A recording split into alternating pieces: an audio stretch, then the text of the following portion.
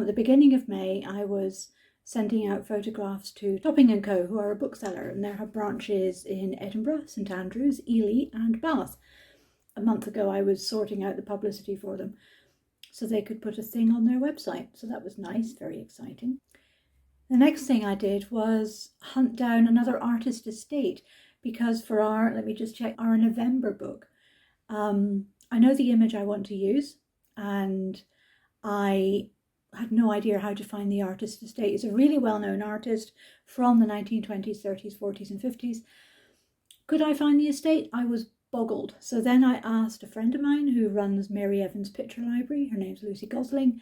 And she said, I don't know, I'll have a think. And then she sent me an email because she'd been in contact with someone else who was a very distant relative of that dead artist. So now I have the artist estate contact, and that's wonderful, because now the contract's been signed for the book itself. I've now written to that bloke to say, can we use your very, very far back relative's picture? So I hope that will go well. Another cover I'm very excited about, because it only got finalised a couple of days ago, even though it took all May to sort it out, is our September 2023 title.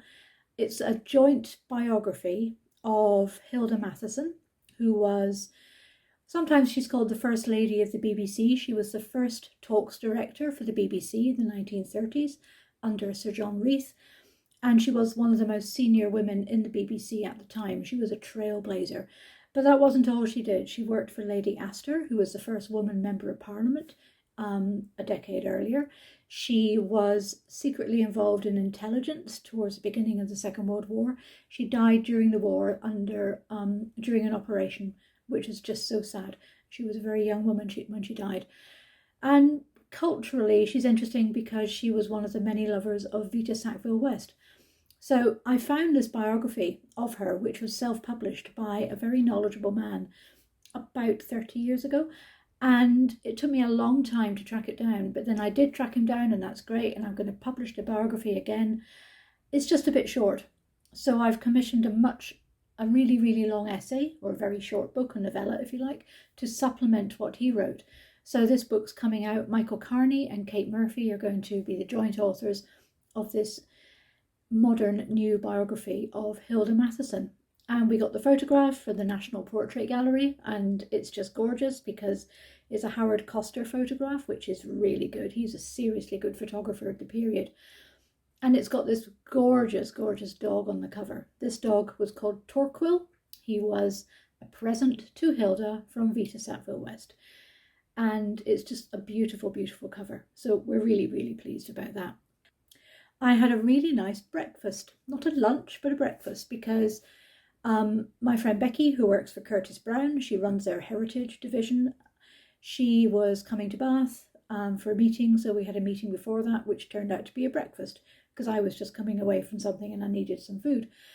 So we sat down and we had a lovely breakfast, and we talked rights, we talked estates, we talked dead authors. She gave me so many good tips. We swapped a lot of very entertaining gossip. I vented. I said, look, this thing happened, and I told her all about it, and she went, oh, that happened to me too, and this, and then this. Oh, it was just great. It was really good. It's just so nice to have that contact with someone else in the publishing industry who knows where you're coming from. There's no sense of competition. She would quite like to sell me estates, and I'd quite like to buy some estates, but it doesn't have to happen. It was just a really, really nice occasion. And then we had Helen Simpson published. Helen de Geddy Simpson, The Outcast and the Right. We published her book on the 9th of May. We had the launch party on Zoom. We had 3 of Helen's granddaughters on the Zoom meeting, which was really good. And it was just a great occasion. Melissa was there, so Melissa and I had a long conversation about Helen de Geddy Simpson's stories, why we put together The Outcast and the Right the way we did. And the granddaughters gave their input and showed us some family artwork, which was so exciting to see. It was just lovely. And now the reviews are coming in going, this woman is amazing. This book is just exceptional because it's not horror. It's a very, very subtle form of supernatural fiction, which hasn't been seen for a long time. So that was heartening. They get it. And I think more people are going to get it. And that's just really good. So Helen is out in the world.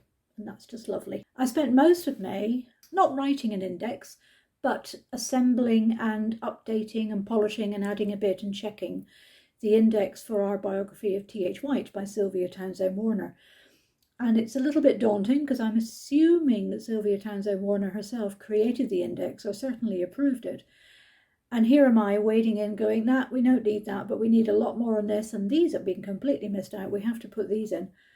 So I was polishing the index, and then I had to go and put the numbers in, which was a wearisome 2-week process. Not 24-hour 2 weeks, but every day I had to do an hour or two of this index, just picking up every single entry and doing a search through the PDF and making sure the pages were the same. So tiring, but a really good way of proofreading again, and a good way of picking up the issues and the themes and the individuals in the book, in the biography, who were important. And also thinking, who would want to know about this? Why would someone want to know about this? If they want to know about that, then they would also need to know about this. And they would know this person by that name, but actually they ought to be indexed under this name. I did indexing quite a lot in my early career as an academic when I indexed my own books, and the technology was not as good. It was a much more painful and slow process. But I remember the pleasure of assembling and putting together an index from doing this sort of polishing job on the white index. So it was very satisfying. It was long, but that's important. An index is a dense and important part of a book.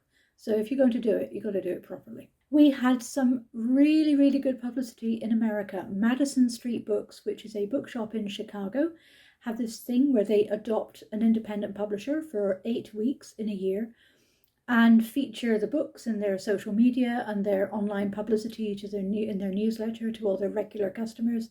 And they order the books in, they have a shelf. And it was just great. The photographs look wonderful. I was just so chuffed that this Chicago bookshop thinks that we're worth considering and our books are good. So that was really, really nice. I was in a conversation on social media about various forgotten authors who had been forgotten, should have been forgotten, should not have been forgotten. And one name popped up and I thought, yeah, why are we not publishing anything by that writer? So I checked the rights. And the Society of Authors told me, they're so helpful, the Society of Authors. The rights for most of the works are still available, but not for this particular title. And I went, that's a shame, because that particular title is the one I would have chosen. So I thought, okay, I'll research the others. So I went through my own collection of that writer's works, and I thought, nope, maybe that one, and maybe that one, but not that one. And I started reading, and after 2 pages, I thought, no. They haven't lasted. I read these are Virago editions from the 80s. I read them when I was in my 20s, and this is like my first discovery of this author. They're amazing. They're just new world open. This is phenomenal writing, but not now. I don't think they're as good.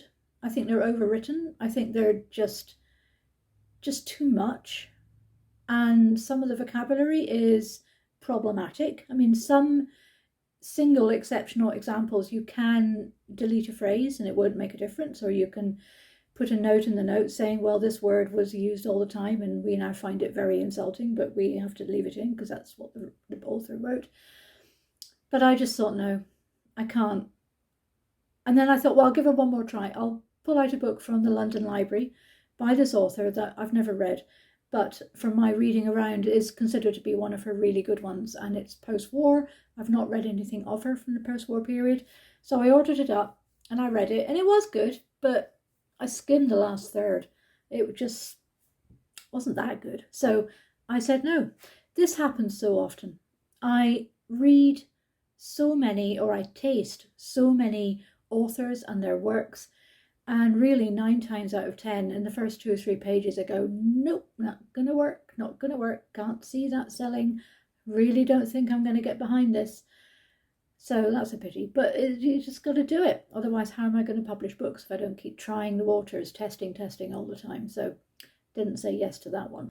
We had an interesting reboot. So there is a thing called the Small Publishers Publicity Circle, and this was set up quite a while ago, long before I got into publishing, I think.